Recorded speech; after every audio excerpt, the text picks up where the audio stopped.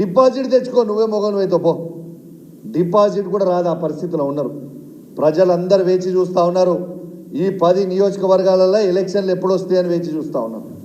ఇక నిన్న గాంధీ మాట్లాడతాడు, నేను పార్టీ మారలేదు, నాకు పార్టీ లేదు, నేను ఇంకా టీఆర్ఎస్లోనే ఉన్నా, నేను కాంగ్రెస్ పార్టీలో చేరలే, దేవుడు కడవ కప్పిండు ఇదని చెప్తాడు. ఎందుకయ్యా ఎంత భయము? మళ్ళీ మీరు గెలవరనా? ఎట్లావు గెలవ డిసైడెడ్. మరి నువ్వే కదా గాంధీ గారికి చూపించాలనుకుంటున్నా. ఆయన మాట్లాడిన వీడియో ఒక్కసారి మీ అందరికీ మీ ద్వారా వినిపిస్తా, ఒక్కసారి మీరు చూపించాలని నేను విజ్ఞప్తి చేస్తా ఉన్నా. మా సీనియర్ నాయకులు చాలా మంది అందరికీ కూడా నిన్న ఫోన్ చేయటం, వారి అనుమతి తీసుకొని వారందరి సమక్షంలో వాళ్ళ కలిసి కాంగ్రెస్ పార్టీలో చేరడం జరిగింది. మీడియాలో అయినారు కదా, స్వయంగా గాంధీ గారే వారి నోటి నుంచి కాంగ్రెస్ పార్టీలో చేరినా అని చెప్పినాం. నిన్నేం చెప్తావు? అది కాంగ్రెస్ కండువ కాదు, దేవుని కండువ అని చెప్తావు. ఎందుకే మీకు అంత భయము? నిజంగా చెప్పాలంటే ఈ గాంధీ గారు ఒరిజినల్ గాంధీ అనుకున్నాం, కానీ నకిలీ గాంధీ వెళ్ళిండు. ఏంటిదే నకిలీ గాంధీ? నువ్వు నకిలీ మాటలు మాట్లాడు, పూటకో మాట. నీకు ఖచ్చితంగా నీకు కూడా షేర్లింగంపల్లిలో డిపాజిట్ పోవడం ఖాయం. నేను ఇలా ఒక గిఫ్ట్ పంపుతా ఉన్నా ఈ 10 మంది మారిన ఎమ్మెల్యేలకి. మంచిగా తెచ్చిన ఓ చీర ఇంకా గాజులు తెచ్చిన. ఒక బ్రోకర్ నా కొడుకు వచ్చి సీనియర్ శాసనసభ్యుడి ఇంటికాడ టీఆర్ఎస్ జెండా ఎగరేస్తాను అంటే అర్థం ఏమిటి? వీడు బీఆర్ఎస్ పార్టీలో ఎన్ని రోజులైనా జాయిన్ అయ్యి హైదరాబాద్ నుంచి ఢిల్లీ దాకా రాబోయే ఎలక్షన్లో 10 ఎమ్మెల్యేలు గవర్నమెంట్ ఫామ్ చేయడానికి తగ్గుతాయేమో. తగ్గితే నాకు మంచి పరిచయాలు కాంగ్రెస్లో ఉన్నాయి, నేను 10 మంది ఎమ్మెల్యేలను తీసుకొస్తా, నా చుట్టాలు ఉన్నారు. హైదరాబాద్ నుంచి ఢిల్లీ దాకా బ్రోకరిజం చేసినటువంటి బ్రోకర్ నా కొడుకు నా మీద సవాల్ విసిరితే సీనియర్ శాసనసభ్యుడిగా చేతకానివ్వండి.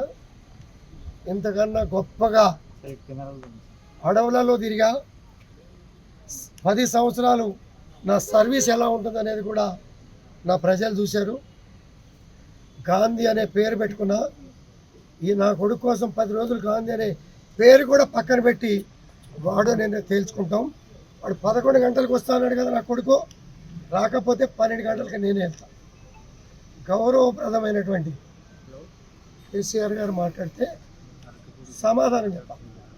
బ్రోకర్ నా కొడుకు సమాధానం చెప్పాలి. నేను ఆ నా కొడుక్కి నాకు మాటల యుద్ధం నడుస్తూ ఉంది, ఇప్పుడు చేతల యుద్ధం చూపిస్తా. అసెంబ్లీ సమావేశాలు జరిగినాయి. స్పీకర్ గారు అసెంబ్లీ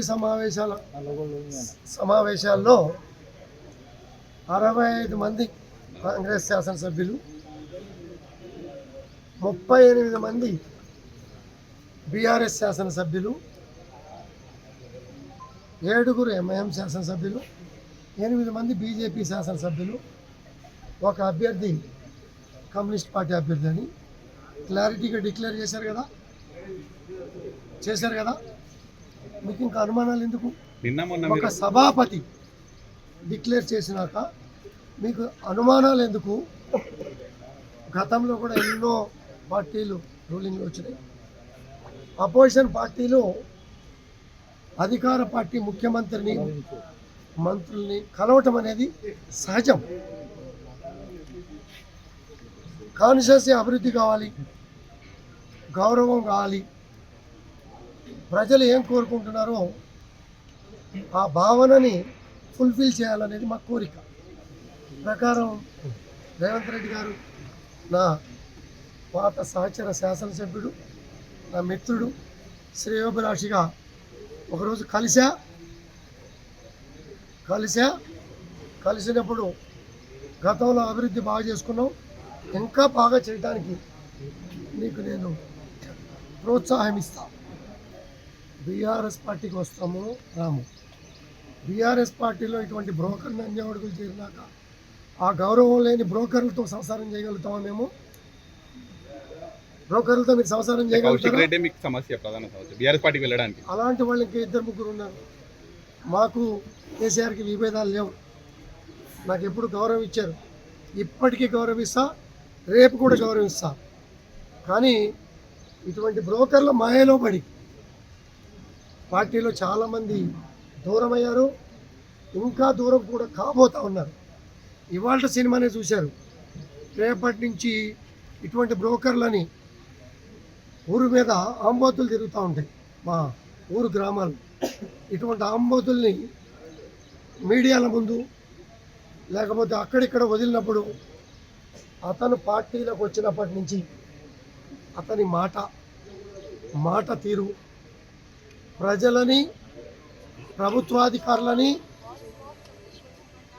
గౌరవించగలిగే హోదాలో ఉన్న వాళ్ళని మాట్లాడినటువంటి తీరు గమనించు.